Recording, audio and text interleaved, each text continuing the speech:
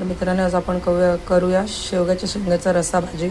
इथे बटाटे चिरून ठेवलेत पाण्यात आणि ते शेंगा इथे टोप तापत ठेवले. आता टाकते शेंगदाणे. जरा शेंगदाणे भाजून घेते फटाफट आणि मिक्सरला वाटून घेते.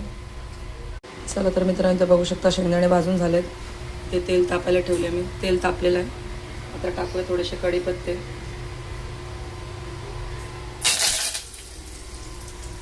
आता टाकते हिंग.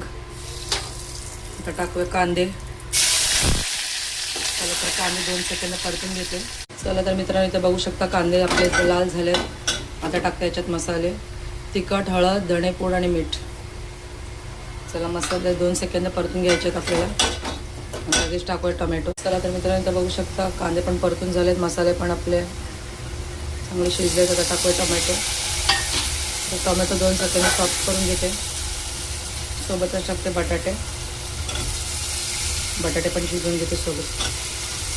चला तर मित्रांनो आता याच्यात टाकते शेंगा.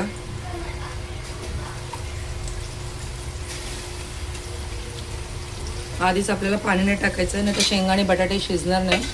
आता मिक्स करून वाफेवरती आपण 15 मिनटं शिजवून घेऊया. 10-15 मिनटं नंतर पाणी टाकूया. चला तर इथे बघू शकता बटाटे आपले शिजलेत. शेंगा पण दाखवते तुम्हाला. शेंगा पण शिजल्यात. आता टाकते याच्यात गरजेनुसार पाणी. तुम्हाला जितका रस्सा हवा आहे तेवढं पण पाणी टाकू शकता. मला भातासोबत खायचं म्हणून जरा जास्त पाणी घालते. चला तर याला एक उकळी आणूया. मग टाकते दाण्याचं पोट.